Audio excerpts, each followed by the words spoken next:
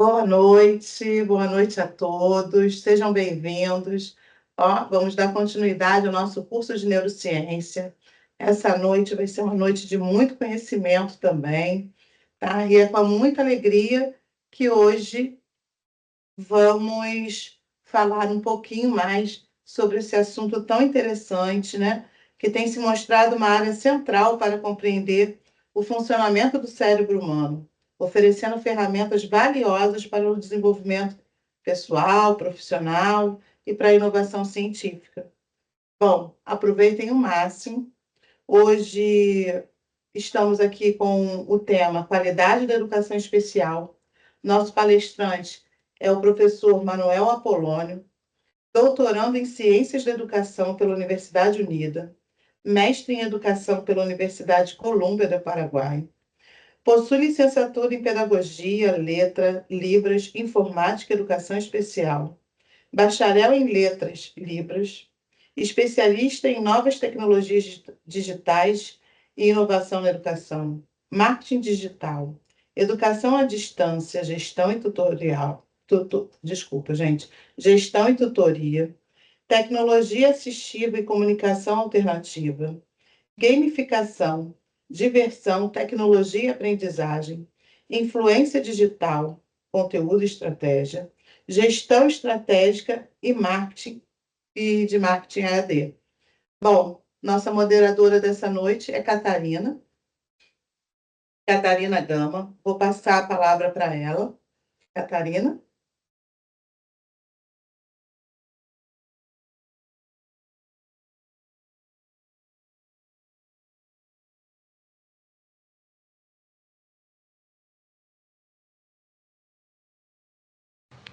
Está sem áudio, Catarina.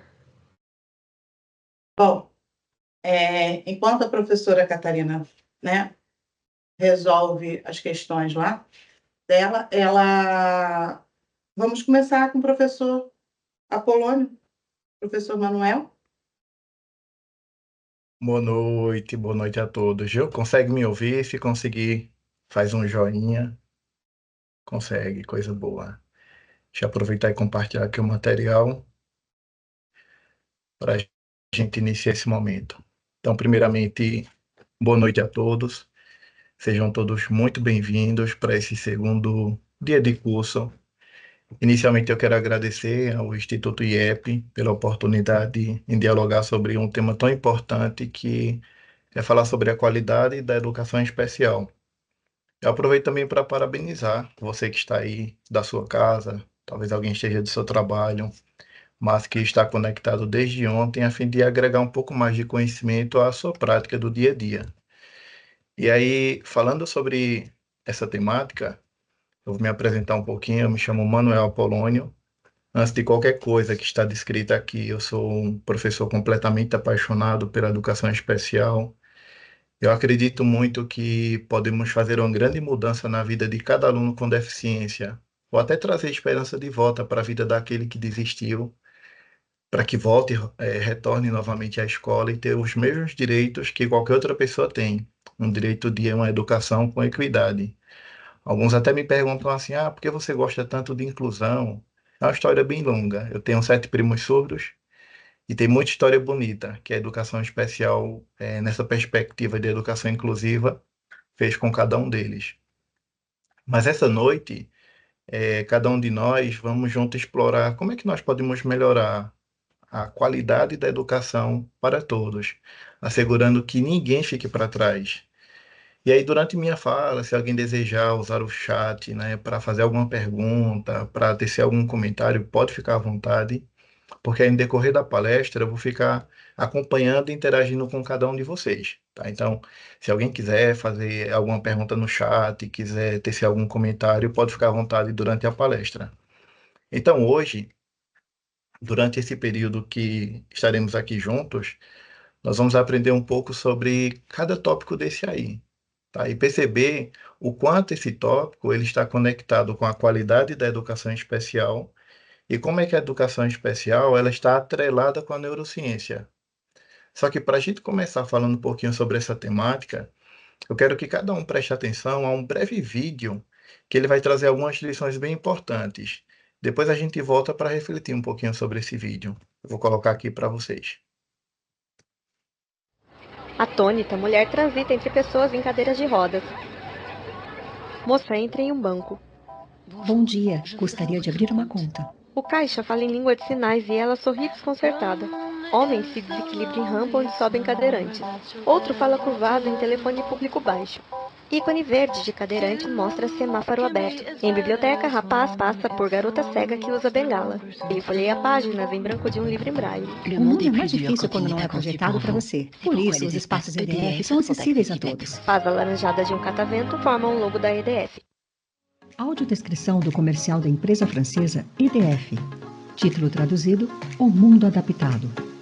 Roteiro de audiodescrição: Lígia Ribeiro. Consultoria e narração da audiodescrição: Luciane Molina. Voice-over: Lígia Ribeiro. Pronto, então, quando a gente analisa cada trecho desse vídeo, já imaginasse se você estivesse vivendo dentro dele? Se, por exemplo, você percebesse que você está num lugar que ele não foi preparado para você, um lugar em que você não sente que aquele lugar é seu, um lugar em que você não compreende a comunicação, em que os livros eles não foram feitos para você, um lugar em que até o espaço físico para caminhar é difícil. E por mais que você clame por ajuda, por mais que você grite pedindo socorro, pedindo ajuda, as pessoas elas te taxam como um louco.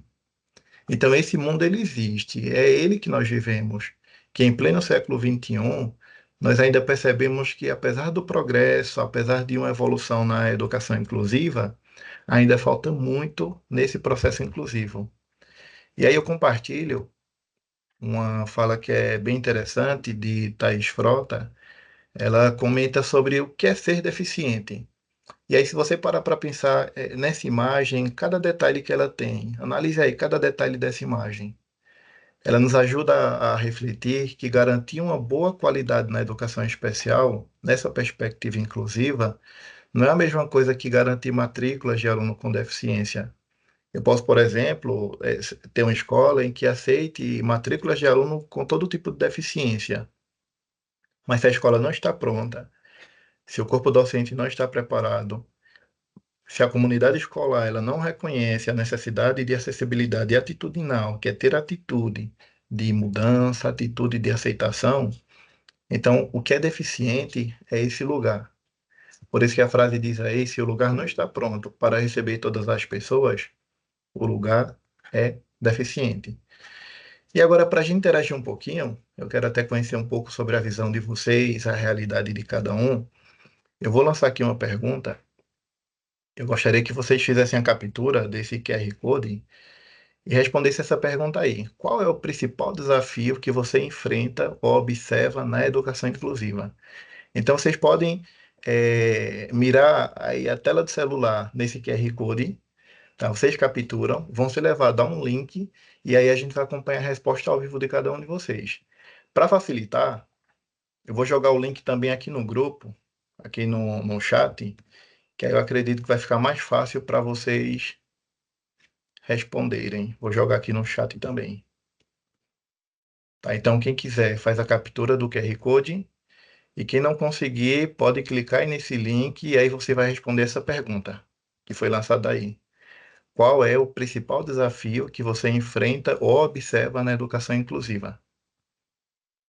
Então, vou tentar compartilhar a tela para a gente acompanhar a resposta de cada um de vocês. Então, tem aí no chat, você pode clicar para a gente acompanhar a resposta.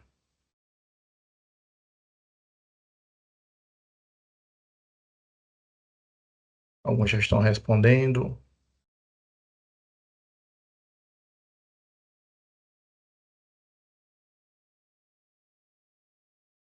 Pronto, a gente consegue acompanhar a resposta de vocês. Então, a pessoa já respondeu que é adequar as metodologias, outra respondeu que é avaliação. E aí vocês podem lançar a resposta a essa pergunta. Qual é o principal desafio que você enfrenta ou observa na educação inclusiva? Vou dar um tempinho aí para cada pessoa tentar responder.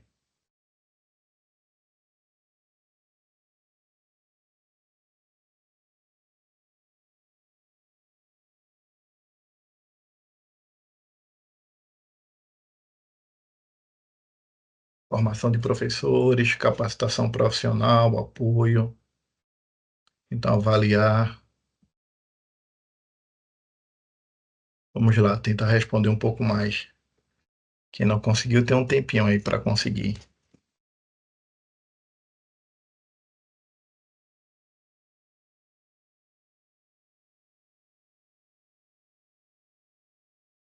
Falta de recursos humanos, acolhimento. Então, se você não conseguiu capturar o código, clica aí no chat, que aí ele vai te levar para esse link aqui. Tivemos 8 respostas, 9 agora. Apoio.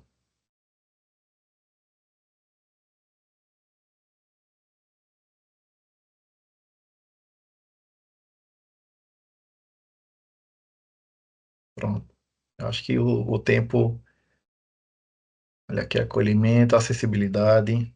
Então, olha quanta resposta cada um de vocês deram aí para essa pergunta: qual é o principal desafio que você enfrenta ou observa na educação inclusiva? E tudo isso que vocês estão respondendo ou que responderam, isso é uma verdade, né? A gente percebe, por exemplo, até na frase anterior, que a falta de acessibilidade acaba sendo um desafio para que a inclusão exista no espaço. E aí, quando a gente fala de acessibilidade, se fosse falar realmente de acessibilidade, a gente iria falar de diversas acessibilidades, muito além da acessibilidade arquitetônica, acessibilidade física, principalmente a questão atitudinal, né? Que aí se eu tenho acessibilidade atitudinal, eu vou ter acolhimento, eu vou ter recursos humanos, eu vou ter ciência da necessidade de adequar metodologias, eu vou formar professores, vou ter esse apoio, vou pensar na avaliação, no processo avaliativo. Então, tudo isso que vocês responderam, então é bom porque nos dá uma visão das dificuldades que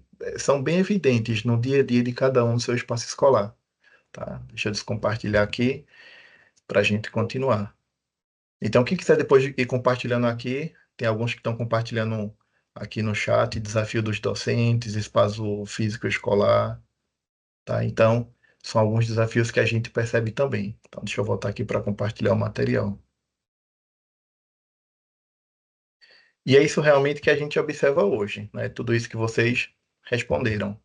Mas quando a gente pensa nessa temática, né, para a gente começar a falar sobre um pouquinho da educação especial e educação inclusiva, quando a gente fala sobre educação especial, nós nos referimos a uma educação que é adaptada às necessidades de alunos que têm algum tipo de deficiência.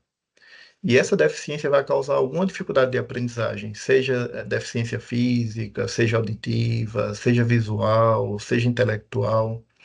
Já a educação inclusiva, quando a gente pensa na educação especial e pensa na educação inclusiva, é um passo que vai além da educação especial, porque é um esforço de incluir esses alunos nas escolas regulares, permitindo que eles participem ativamente do processo de aprendizagem junto com os colegas. Então, quando eu falo da educação especial, eu falo de tudo aquilo que é adaptado para a condição que o aluno ele precisa ter aprendizagem. Quando eu falo da educação inclusiva, eu falo que essa adaptação ela é feita não no espaço privado, mas no espaço onde ele pode interagir com outros que também não têm deficiência. Então, eu vou propor estratégias de aprendizagem para esse estudante que está inserido na escola regular. E aí, quando a gente pensa na educação especial dessa perspectiva de educação inclusiva, a gente pode refletir numa história que comprova muita mudança. Desde a época em que não havia um processo educacional voltado para a pessoa com deficiência, quando, por exemplo, a gente reflete que na antiguidade eles não tinham nem direito da vida, então naquela época não havia nenhum processo educacional para a pessoa com deficiência, ou seja, não havia uma qualidade de educação para a pessoa com deficiência. E à medida que o tempo foi passando, houve algumas evoluções, como também houve algumas dificuldades.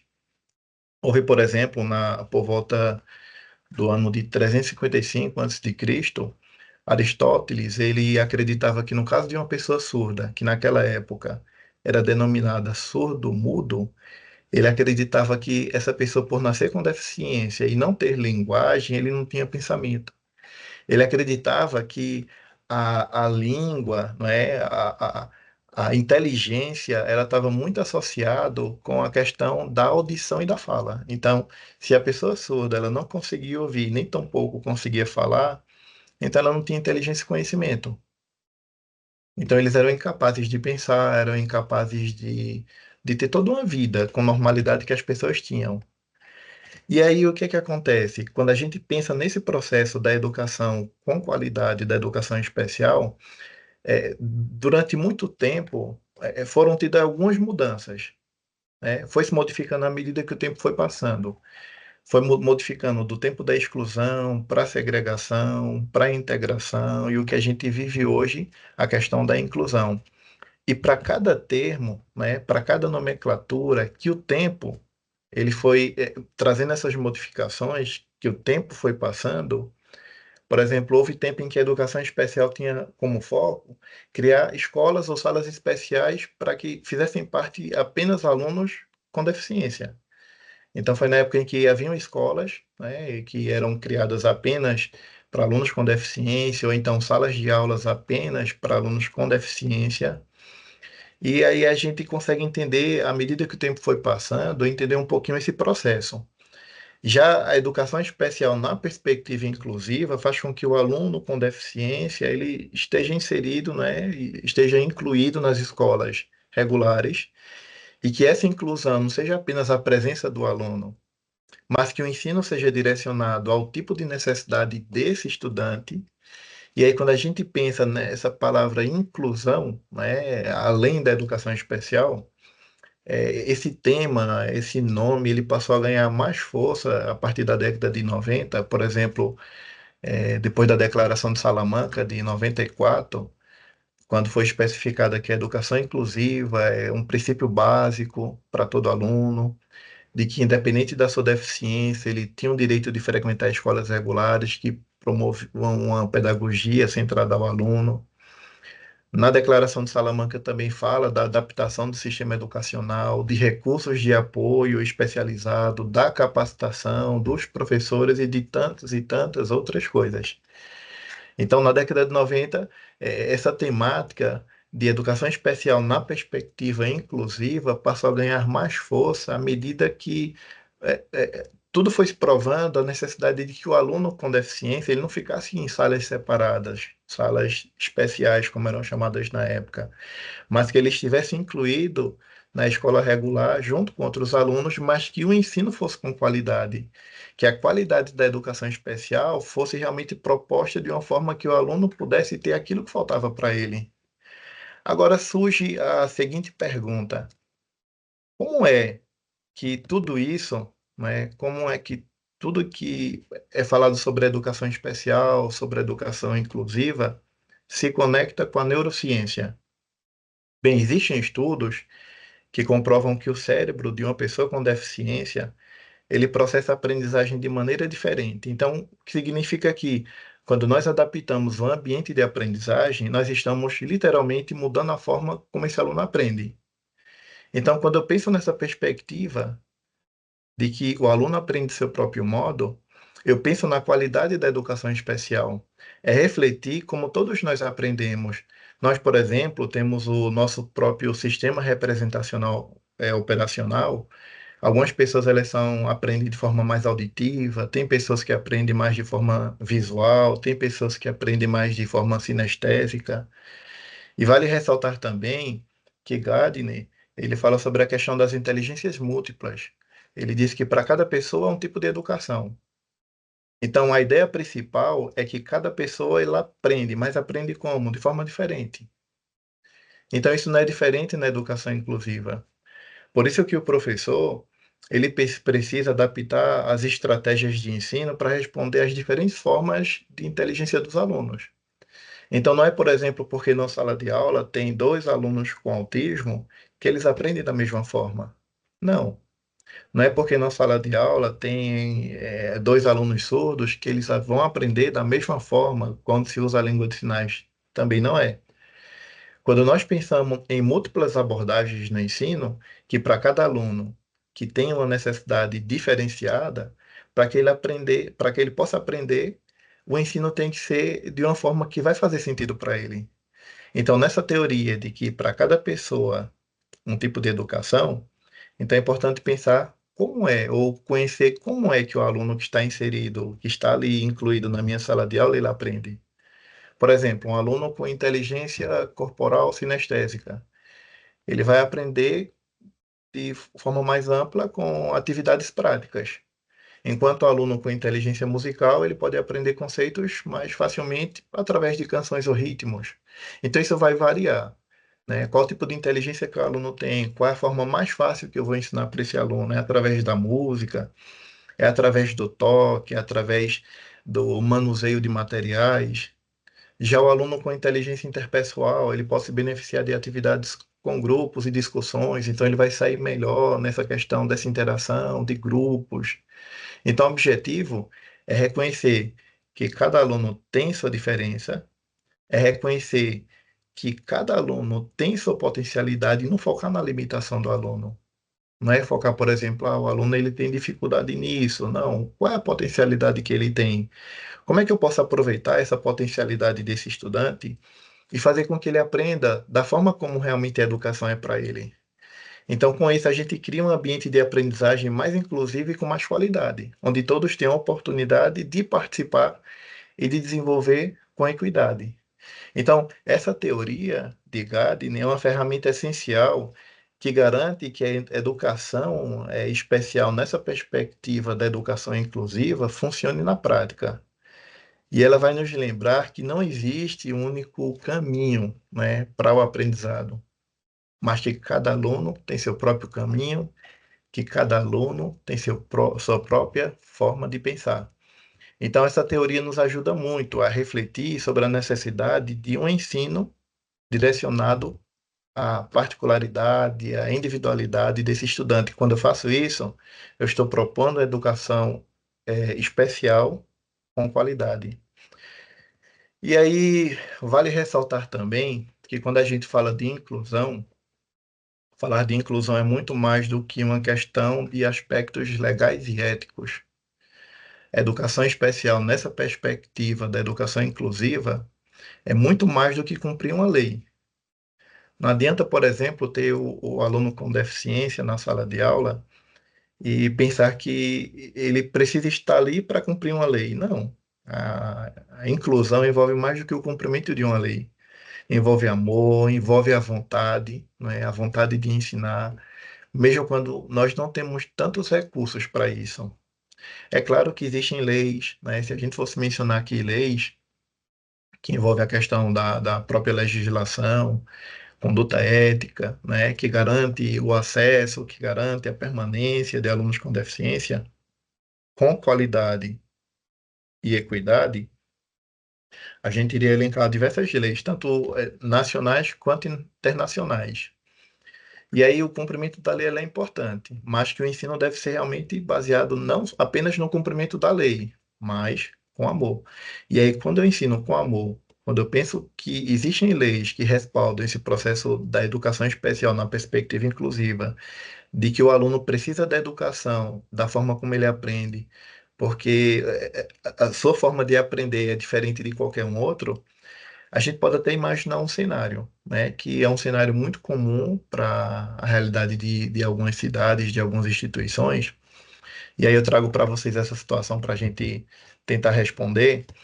Imaginem assim a situação que uma escola ela nega a matrícula de uma criança com autismo, alegando que não tem recurso.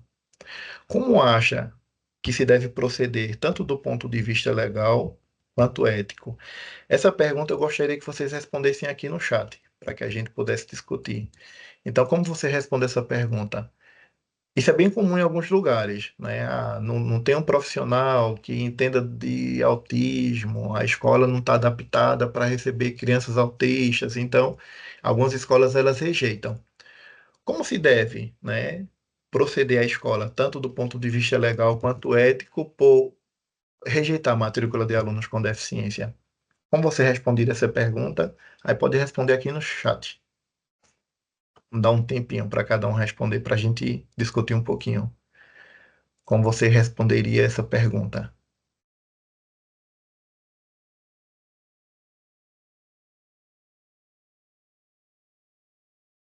Podem digitar aqui no chat para a gente discutir como é que você responderia isso.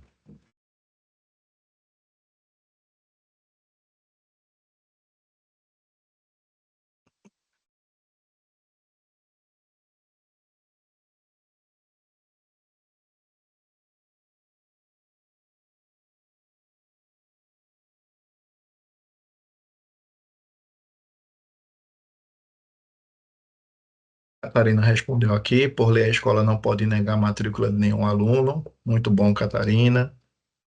Vocês podem continuar aqui respondendo como vocês entendem para essa situação. O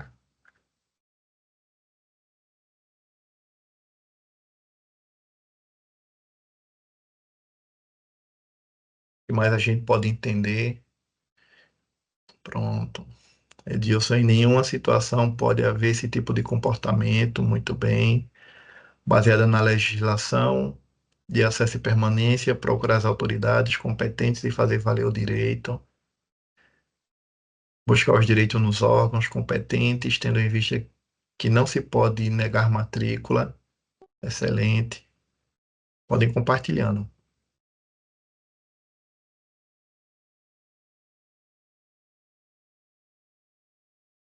O que mais você responderia a partir dessa pergunta?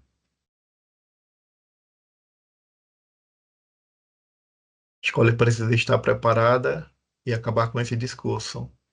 Está se preparando porque a temática não é nova para ninguém. Muito bem. Pleno século XXI, a gente continua falando sobre que deve ter inclusão. A escola não pode negar, porém pode explicar para a família que a escola não tem os recursos adequados e sugerir um local mais propício, porém recusar jamais. Negar uma violação dos direitos legais. Muito bem. Vocês podem acompanhar a resposta de cada um aí.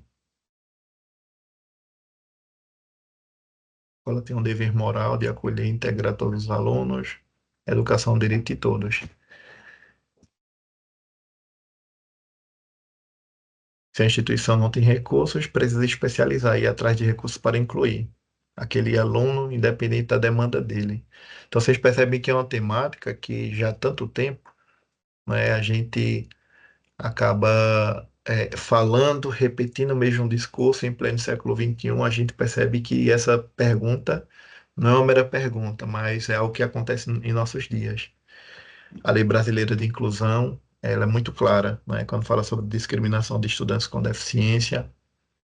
A lei de não respeitar a lei, estão passando por cima da ética, que fala sobre empatia, responsabilidade é essencial para garantir que o aluno e a família seja respeitado. Muito bem.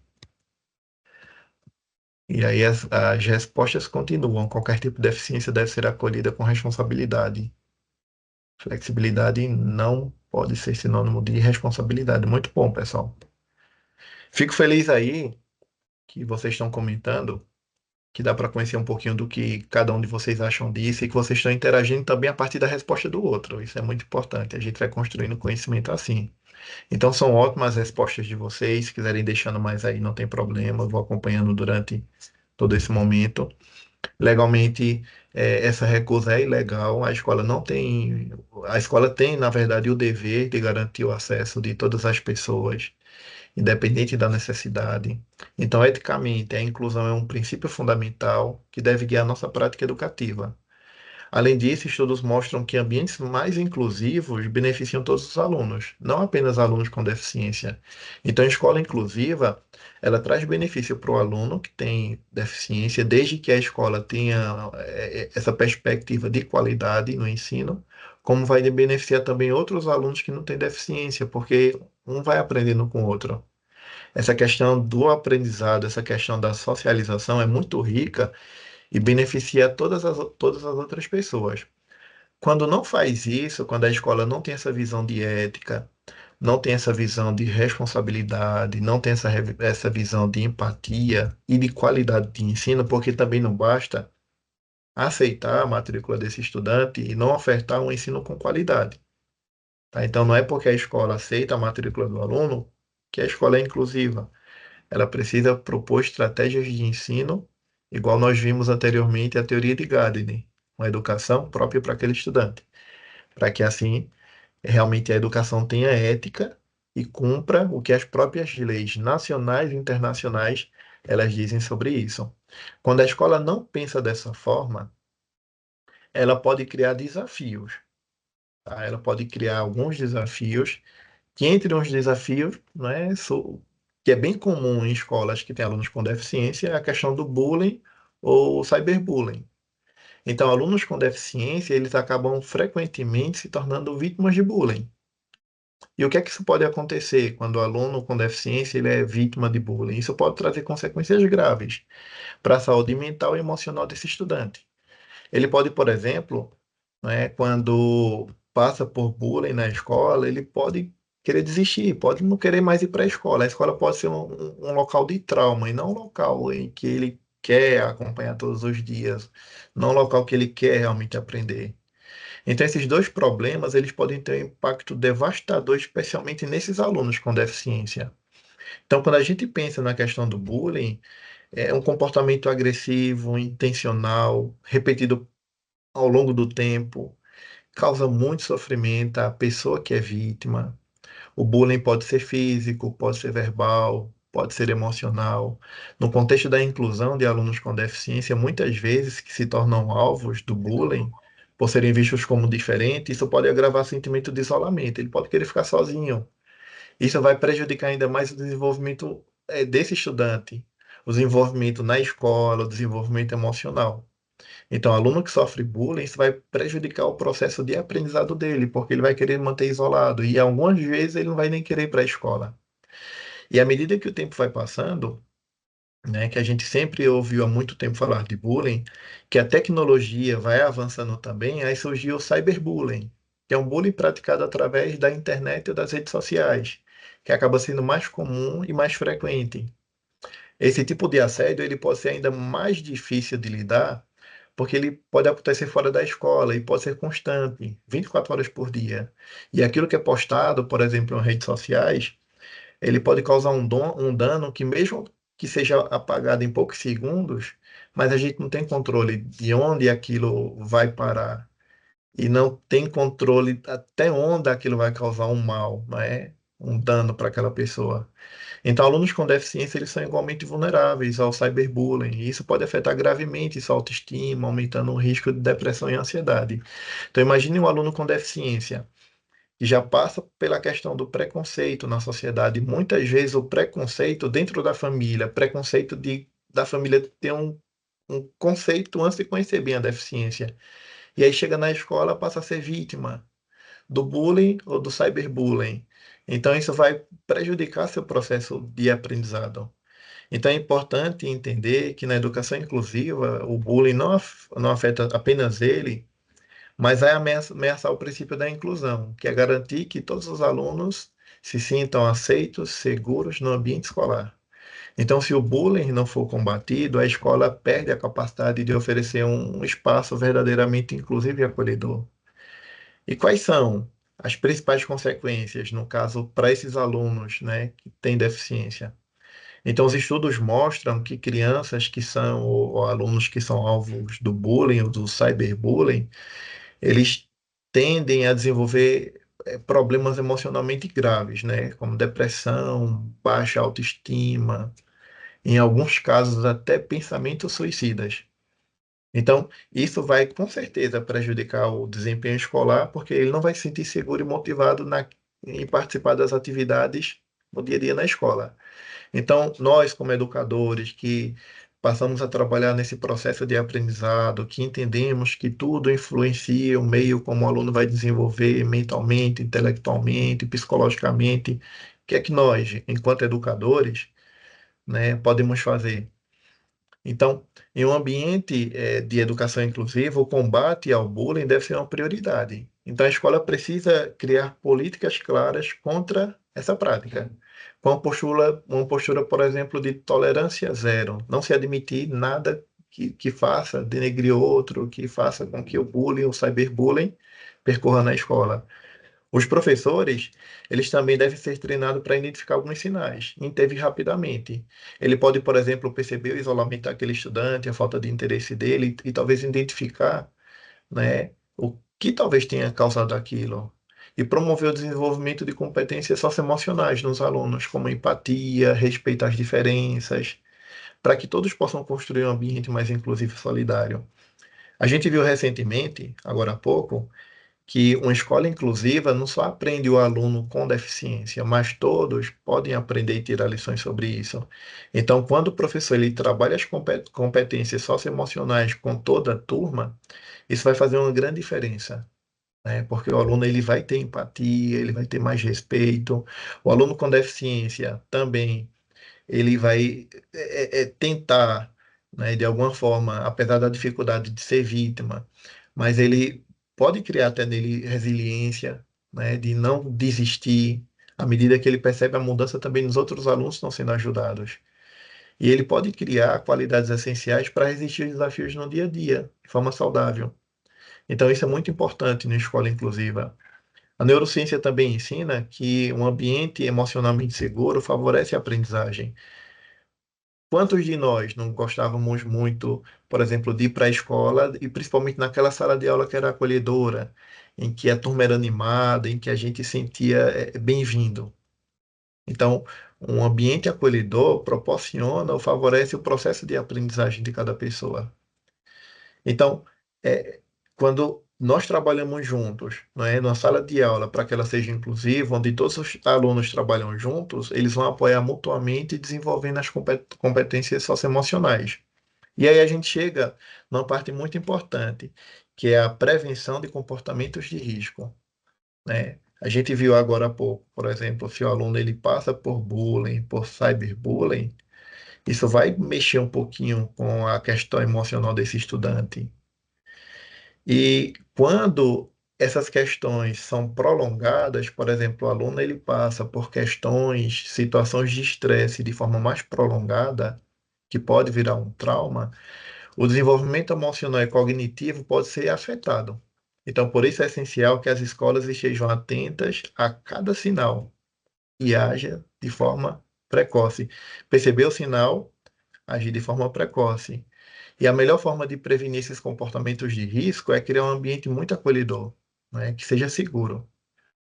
Como é que pode fazer isso? Pode, por exemplo, oferecer apoio psicológico, o professor pode promover a escuta ativa, pode fortalecer parcerias com equipes multidisciplinares, professores, psicólogos, terapeutas, né? Tem uma parceria, por exemplo, com outra rede, com a questão da saúde, né? Para ter esse elo junto com a escola, nesse processo inclusivo, para ter uma educação de qualidade nessa perspectiva especial.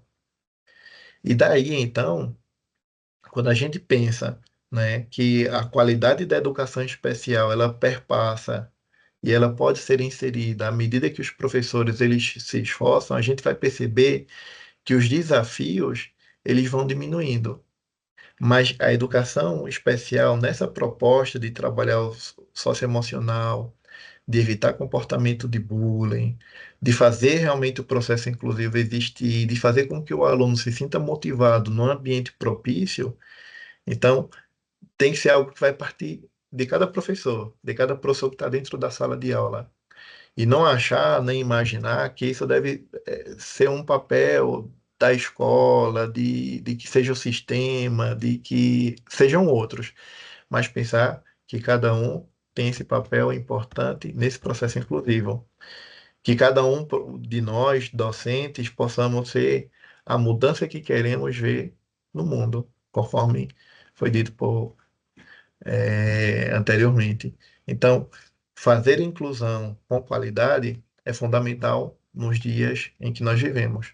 Então, assim, a gente começa a analisar sobre a qualidade da educação especial nessa perspectiva e ver que os desafios legais e éticos, a prevenção de bullying, comportamento de risco, a importância de competências socioemocionais pode ajudar nesse processo de inclusão e nesse processo da qualidade de ensino.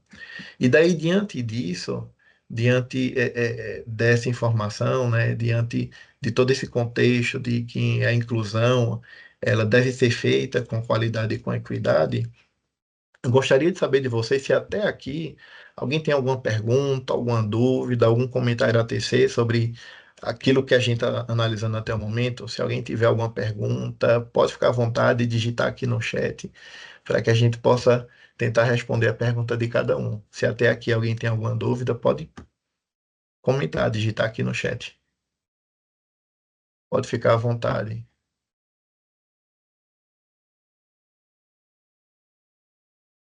Pode ir digitando aí.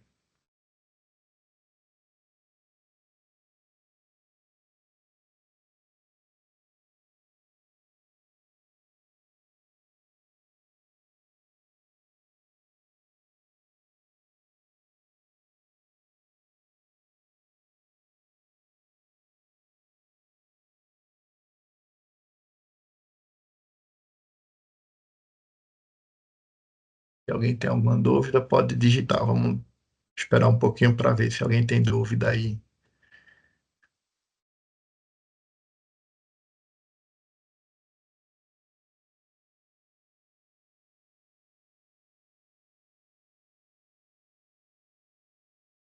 Talvez alguma situação que já ocorreu na escola de forma específica, embora tanto o dia de ontem como o dia de amanhã vai trazer alguns pontos mais específicos sobre essa questão da neurociência, então só algum assunto que porventura vai ser explicado amanhã, nesse processo de como intervir, né, na questão das dificuldades de aprendizagem. Então a gente vai analisar no dia de amanhã, mas se for algo mediante a questão da qualidade da educação especial, pode ficar à vontade de fazer alguma pergunta para que a gente possa debater um pouquinho aqui, ou até mesmo expressar alguma situação que já percebeu que foi comum na sua escola, no dia a dia, na sala de aula.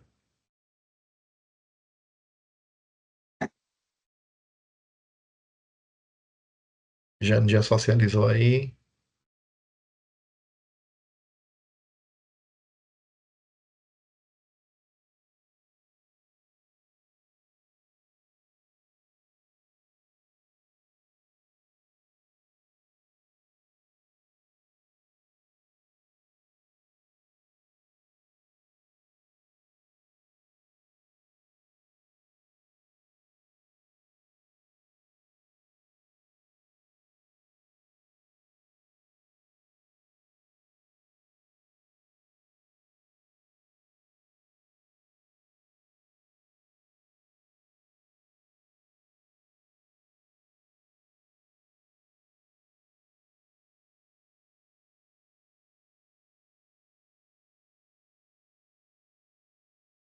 Então, por enquanto, ninguém tem dúvida, nenhuma pergunta. Pode deixar aqui no chat, alguém pode enviar para Catarina. Pronto. Então, sobre essa questão, já que ninguém teve dúvida até o momento aqui, que aí vocês também podem estar enviando para a Catarina, é, é importante que todos nós, né, pensemos muito em nossas práticas no dia a dia. Pensar aqui na questão da adaptação que a gente pode ter na sala de aula, pode muito envolver esse processo inclusivo. A neurociência, ela mostra muito que quando são feitas adaptações de acordo com a necessidade educacional de cada estudante, seja ele de qualquer deficiência que ele tenha, lembrando que ele vai ter uma necessidade específica, então a evolução desse estudante vai ser bem maior, né? Em alguns casos específicos, por exemplo, para alguns terem a ideia, no caso específico de um aluno com surdez, não é porque esse aluno ele é surdo, ele vai aprender por meio da língua de sinais que cada proposta educacional voltada à forma como o aluno surdo ele aprende, que vai dar certo no processo de aprendizado dele. Porque tudo vai depender de acordo com a evolução do aprendizado desse estudante, quer ele tenha passado pela questão da aquisição da língua de sinais ou não. Pode ser que nem mesmo a própria Libras, inicialmente ele vai entender porque ele não passou pelo processo aquisitivo da língua de sinais. Então, o processo educacional para cada estudante, ele vai ser um pouco diferente dos demais. Então, é importante que nesse contexto a gente possa compreender como propor, como trazer uma proposta educacional diferenciada para cada estudante nesse processo da educação com qualidade e com equidade. Então, era essa a proposta, né, para falar um pouquinho sobre a qualidade da educação especial na perspectiva inclusiva. Eu agradeço assim imensamente a, o tempo de cada um, né, parabenizando aí o esforço que cada um fez para estar presente nessa noite, para participar desse curso de neurociência. E lembrando que sempre a educação inclusiva é um compromisso coletivo, né, é um compromisso coletivo que está muito relacionado ao poder de transformar vidas. Né? A educação inclusiva ela vai mudar a vida de estudantes, vai dar motivação, vai fazer com que ele sinta valorizado, talvez diante de situações que ele nunca passou na vida dele. Tá? Então, todos nós, independente da função, seja professor, seja gestor de uma escola, seja coordenador, então todos nós podemos fazer parte dessa transformação. Que essa temática sobre inclusão, sobre qualidade da educação especial, não seja um discurso que tanto se repete ano após ano, mas que a gente possa discutir daqui a alguns anos a mudança que tem acontecido e não falar do que precisa ser feito. Acho que a gente possa mostrar, né, a evolução, que possa mostrar o quanto a educação especial tem sido feita com qualidade no dia a dia, dentro da nossa escola e dentro da nossa sala de aula. Então, só lembrando que quem tiver mais alguma dúvida, que não quis colocar aqui no chat, pode ficar à vontade em enviar para a Catarina, tá? Porque aí daqui a pouquinho ela vai voltar aqui e vai tentar socializar algumas perguntas para que a gente possa responder e que a partir disso possam surgir outros assuntos para a gente conversar também. Se quiserem mais informações também sobre o tema, né, tem aqui um presentinho para vocês. Só é vocês apontarem o QR Code, tá? E aí vocês podem ter acesso a essa apresentação. Lembrando que quem tiver dúvidas, envie mensagem para o WhatsApp do Instituto, tá? Que a Catarina ela vai fazer algumas perguntas daqui a pouquinho. E aí você faz a captura desse QR Code, você vai ter acesso a essa apresentação. E na apresentação ela é linkada, então tem alguns links que vão levar alguns artigos científicos para vocês entenderem mais o assunto, que não daria tempo de explicar todo o contexto, por exemplo, sobre a questão da teoria de Gardner, que para cada pessoa existe um tipo diferente de educação. Então, inicialmente eu quero agradecer, mas passo para a Catarina, para que ela possa socializar algumas perguntas que chegaram aí no WhatsApp do Instituto e a gente possa conversar um pouquinho. Catarina, vamos ver se você consegue, a gente consegue te ouvir agora. Deixa eu descompartilhar aqui minha Olá, boa tela. noite. Estão me ouvindo agora? Agora sim. Ai, que bom. Então, boa noite a todos.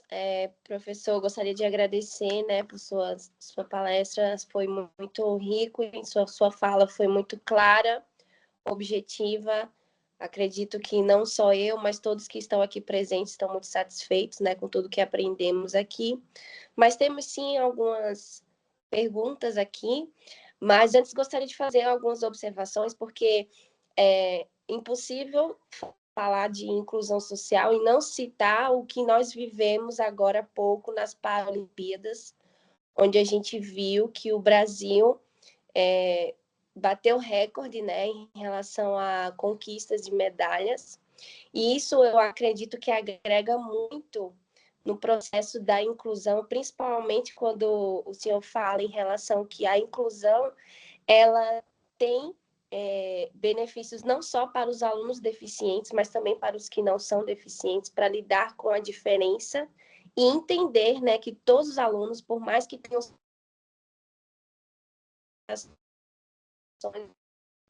têm grandes, né, que eles e as Paralimpíadas mostrou isso para a gente, né, mostrou que cada um ali que teve sua conquista tem a sua história de superação. E, diante disso, a gente vê que eles são capazes, né? Todos nós somos capazes. E uma pergunta que foi deixada aqui que eu vou dirigir lá. É o seguinte, a pergunta foi o seguinte, professor, quando se tem uma turma com 20 alunos considerados normais e 2 alunos com transtornos, como pode um professor escolher a quem dar atenção? Se dedicando aos alunos especiais, a atenção aos outros alunos fica ou não fica prejudicada? Pronto. Primeiramente, eu quero parabenizar quem fez a pergunta, tá? Lembrando assim que durante a fala não dá para falar tudo, mas que é uma pergunta muito interessante e realmente é assim, quando a gente fala sobre essa questão de ter alunos com deficiência, seja dois, seja três ou até mais, o professor ele tem que entender que toda turma, independente se tem dois ou três ou não, é responsabilidade dele, tá? Então, por exemplo, numa turma que é tão diversificada, o professor ele já pode levar o ensino para a turma de uma forma que tem uma proposta que todos possam tirar proveito.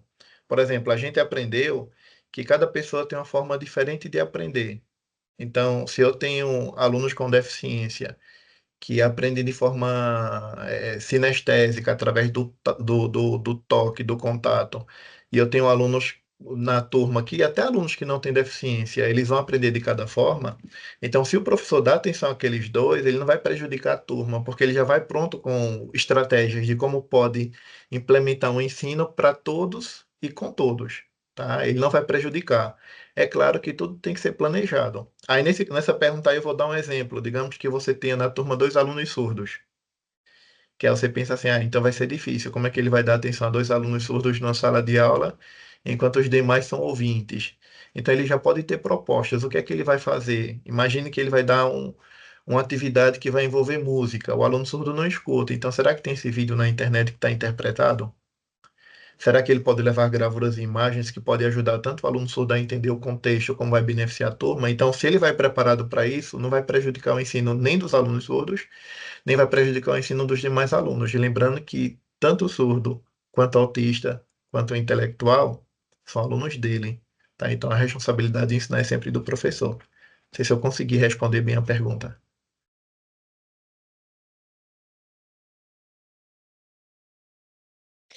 Sim, professor. Eu vou para a próxima pergunta. Diante dos inúmeros desafios que existem dentro da inclusão, a avaliação é um dos maiores desafios encontrados pelos professores, o processo de avaliar. Sendo assim, como é possível avaliar diante de tantas particularidades que, por vezes, em uma mesma sala de aula, existem mais de 2 ou 3 tipos de alunos com deficiências diferentes? Pronto. O professor ele tem que entender muito bem para que é a avaliação, seja somativa, seja conceitual, e aí entender o que é que ele vai avaliar.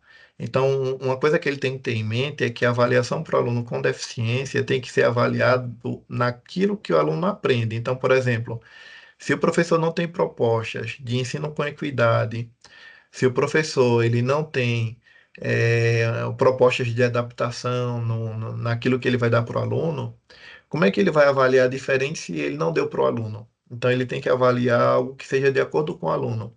E, em alguns casos, dependendo da deficiência do aluno, pode ser que a avaliação ela seja apenas na questão comportamental, não é? O professor vai avaliar o aluno na questão da socialização, na questão da regularidade dele na sala de aula, porque em alguns casos, por exemplo, um aluno que tem uma deficiência intelectual bem elevada, ele não tem condições de aprender o conteúdo como os demais, mas ele está ali porque a escola faz parte de um direito dele.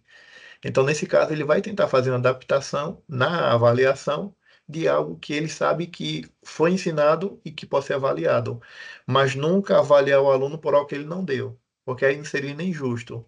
Ele, por exemplo, avaliar um aluno de algo que ele não deu na proposta desse aluno.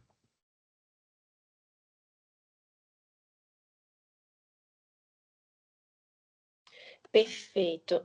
Nós temos aqui um colega na turma que quer Tem alguém que eu acho que quer levantar a mão para fazer perguntar, né? Pode ficar à vontade, por mim. Pede para isso. Pessoal, boa noite. Vocês Boa conseguem me noite. ouvir? Sim, sim, Pra muito mim, bem. cantinho encantado com a temática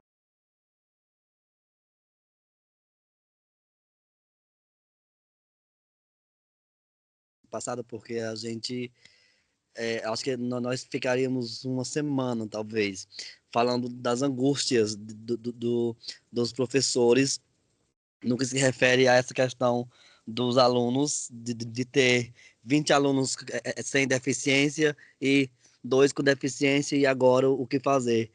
Eu estou professor na sala do AE e constantemente, gente, eu tenho encontrado nos corredores colegas com as mãos na cabeça, sem saber o que fazer. A gente fala de estar preparado em pleno século XXI para lidar com as diferenças, e a gente achava que realmente já era para estar, mas infelizmente nós não estamos. Tem sido o maior gargalho da educação inclusiva, tem sido exatamente essa preparação. Os professores, eles estão mesmo com as mãos na cabeça, desesperados, porque eles não sabem como lidar com esse conteúdo que precisa ser ministrado com equidade para todos os alunos, tem que dar a condição de todos aprenderem. Isso é equidade. E eu tenho sentido assim muita angústia dos meus colegas professores, e a gente tem conversado bastante sobre isso, e eu acho que essa temática deve ser uma temática que tem que incomodar os municípios, tem que incomodar as secretarias de educação. A gente precisa falar mais, conversar mais sobre isso, porque os professores estão adoecendo, estão ficando doentes, porque eles não estão sabendo lidar com as situações que estão constantemente acontecendo dentro da sala de aula, e como professor, eu também tenho essa angústia, porque é uma educação para cada aluno. O AE, ele é para isso, né? Ele é para dar a cada aluno, de forma individual, uma educação, mas vai fazer isso na sala de aula com 20 alunos, e onde tem, sei lá, 15 em deficiência e 5 com deficiência, sem apoio de monitor, sem apoio de outro professor, só um professor. É isso que a gente tem sentido na prática. Acho que no país inteiro, se vocês puderem me ajudar, e com certeza irão compartilhar dessa mesma angústia. No país inteiro, os professores estão martirizados nas salas de aula, muitos sem apoio, sem poder contar com ninguém, muitas vezes. Muito Edilson, obrigado aí pela parte, tá, gente? muito bem. Edilson, eu agradeço aí teu compartilhamento. Eu também trabalho na sala de AE e eu percebo que realmente é uma angústia que muitos professores têm. Isso é super comum. Talvez essa angústia dos professores se dê pelo fato de sempre achar que para alunos com deficiência tem que ter sempre um apoio e um suporte. Que aí, quando a sala de aula tem, por exemplo, um profissional de apoio escolar, tem um intérprete de Libras, tem, por exemplo, um professor brailista para assessorar o aluno que tem cegueira ou baixa visão, então sempre aquela ideia de que o aluno não é meu, mas o aluno é do apoio, o aluno é do intérprete, o aluno é de quem seja, talvez isso tenha feito com que alguns professores não se preocupem em pensar em metodologias próprias para o aluno com deficiência. Eu digo para você, eu concordo com você que realmente a angústia dos professores são muitas, mas hoje, em pleno século XXI, né, na modernidade que a gente está, onde as tecnologias estão de ponta acima, a inteligência artificial ela pode ajudar muito um processo inclusivo, porque mesmo o professor, quando ele não sabe de que forma ensinar para o aluno, a inteligência artificial ela pode personalizar o ensino próprio para aquele tipo de aluno. Basta o professor ele fazer a descrição do que ele percebe do comportamento do aluno, seja do que o aluno apresenta, e a inteligência artificial pode ajudar, auxiliar o professor, dando ideias de atividades que ele pode aplicar na sala de aula com esse estudante. Então, hoje existem propostas, mas realmente é uma luta que muitos professores têm, a angústia que eles têm, que a gente vê que continua por muito tempo, né? Eu estou vendo que tem mais pessoas aqui é, compartilhando perguntas e comentários. Tem uma pergunta de Rafaela que ela colocou agora no chat. Eu vou ler essa pergunta. Tenho alunos calma aí, acho que está aqui. Tenho alunos com autismo e deficiência intelectual que não são alfabetizados em um contexto de prova pronta de avaliação do município. Como posso avaliar em um terceiro ano eles, já que não leem e se trata de muitos momentos de leitura para responder, porém, não é a leitura que está sendo avaliada. Pronto, boa pergunta, viu? Que é essa mesma questão são dúvidas e inquietações que os professores eles têm quando se fala muito em adaptação de conteúdo, mas quando vem as avaliações externas, SAEB, né? A prova ela vem igual para toda turma, não é o IDEB. Então, o que é que acontece? É, esse tipo de avaliação ele não prejudica o aluno com deficiência. Então, digamos que na turma tenha dois alunos com deficiência e que ele não tem condição de responder a prova. Ele tem que fazer. Então, a presença do aluno naquela prova vai ser mais importante do que o que ele responde, porque a própria avaliação em si já consta que esse aluno tem deficiência. Então, mesmo que ele tenha um ledor, mesmo que ele tenha alguém que vai acompanhar ele, um apoio que vai acompanhar ele durante a prova, mas pelo fato dele não ser alfabetizado, não vai prejudicar o resultado da escola pelo fato dele ter deficiência, tá? Que é uma inquietação de alguns professores. Como é que o sistema fala tanto de adaptar conteúdo, de adaptar metodologia, de adaptar a matéria em si, mas quando vem as avaliações, ela vem igual para toda a turma. Então é uma inquietação que tem alguns professores, tá? Mas não prejudica o resultado da escola a partir desses alunos com deficiência, mas que a presença é importante. Se o aluno falta, aí pode prejudicar a questão da ausência dele na prova. Eu acho que tinha mais perguntas antes da dela, Irineia, né? Mas assim, havia perguntado alguma coisa aqui. Não, ela só está comentando. Está só compartilhando, São né? comentários, mas tem aqui tem um outro comentário que ela gostaria de ouvir também a sua opinião sobre. Ela diz o seguinte: estamos em semana de avaliação e alguns professores ainda ficam aflitos por não terem a evidência da avaliação escrita de alguns alunos. Precisamos de mudanças urgentes em relação ao nosso sistema, o IDEB. O senhor poderia comentar algo sobre? Pronto, isso. Se a escola tem uma sala de recursos multifuncionais, que é o que o professor Edilson comentou, a sala de AE, o professor de AE, ele vai trabalhar com os professores da sala de aula e mostrar que a avaliação ela pode não ser somativa, no sentido de que o aluno ele não vai responder o conteúdo, mas que ele vai ser avaliado de algumas habilidades. Então, pode ser que, se for uma avaliação interna da escola, o aluno seja avaliado segundo as habilidades dele. Então, vai analisar como está a comunicação, a socialização desse estudante, como está o interesse dele, como está a disposição. Então, ele vai ser avaliado por isso. É claro, dependendo do grau de dificuldade que esse estudante tem. No caso, o estudante com autismo, o estudante com, que aí seria um autismo bem elevado, ou deficiência intelectual, aí seria avaliado a partir desses quesitos e não a partir do conteúdo em si, tá? Só que aí no IDEB, tá? Nas avaliações externas, o resultado desse aluno não vai influenciar na nota da escola, porque como ele tem deficiência, aí não vai ter problema no resultado em si. Até porque ele não vai conseguir responder, dependendo da deficiência desse estudante, mas que a presença dele é obrigatória.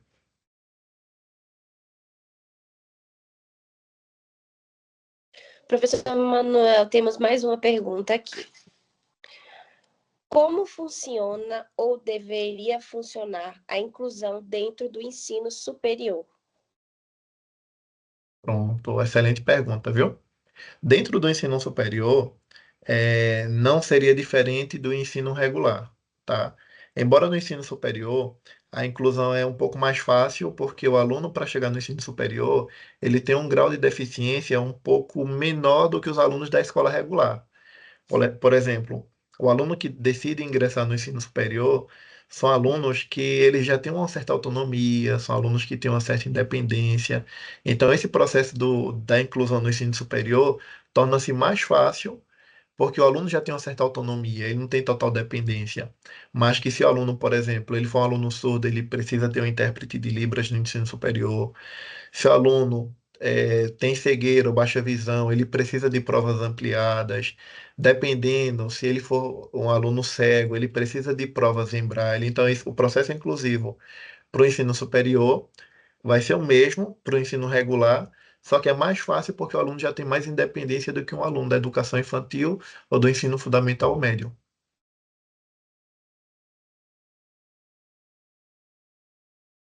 Perfeito. E temos mais uma pergunta aqui. Na sua opinião, a inclusão que existe alcança as suas expectativas? O que falta viria por parte da comunidade escolar ou da questão de políticas públicas? Então, essa pergunta é difícil, viu? Mas eu respondo assim, que o que falta mais...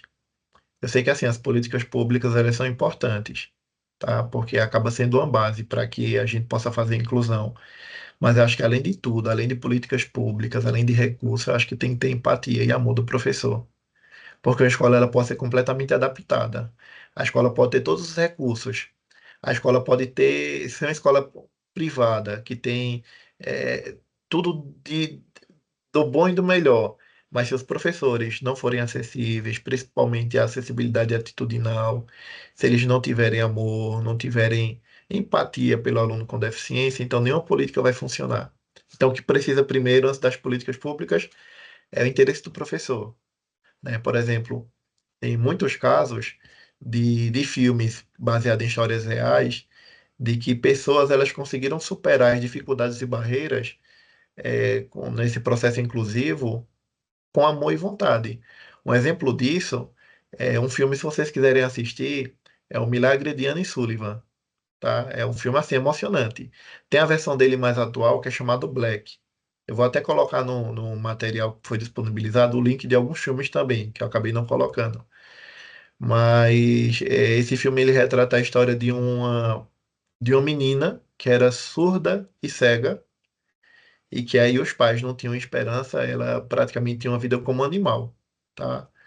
E aí contrataram um professor, e esse professor, essa professora acreditava muito, muito mesmo, acreditava muito, e conseguiu ensinar.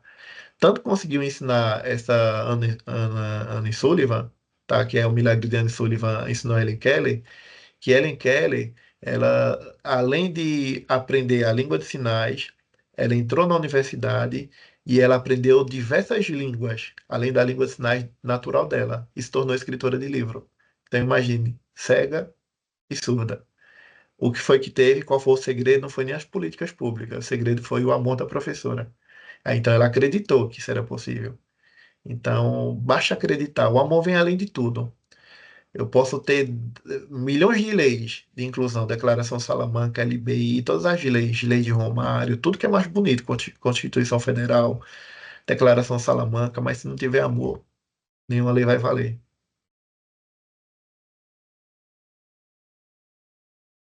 Gostaria então, professor Manuel, de passar a palavra para que você faça as considerações finais. Pronto. Então, é isso. Eu gostaria, assim, chegando no final desse momento hoje, né, eu quero agradecer, assim, especial atenção de cada um, né, de cada um que está aí conectado. Eu sei que não é fácil 8 horas da noite, quase 10 horas da noite, a gente está aqui aprendendo, discutindo um tema tão importante, que é a construção de uma educação especial, a qualidade dela nessa perspectiva inclusiva, que respeite, que valorize as diferenças, promover não só o aprendizado acadêmico, mas também o desenvolvimento de competências socioemocionais. A inclusão vai além da acessibilidade física, ela envolve o respeito às singularidades de cada pessoa, a garantia de um ambiente educacional onde todos se sintam seguros e valorizados. A gente refletiu muito hoje, né, sobre a importância de evitar o bullying, cyberbullying. Quem é que deve fazer isso? Não é esperar que seja a gestão da escola, não é esperar que sejam as políticas públicas, mas o dever é meu, porque se eu pensar no eu fazendo isso, o outro pode aprender através do meu exemplo. Então, é nosso compromisso com a educação inclusiva e de qualidade, é nosso compromisso que vai mostrar que é um dever de todos, porque nós acreditamos que ao promover a inclusão, né, com utilidade mútua, vamos construir uma sociedade mais justa. E aí eu deixo meu agradecimento, né, reforço a importância de continuarmos aprendendo, escutando e nos adaptando.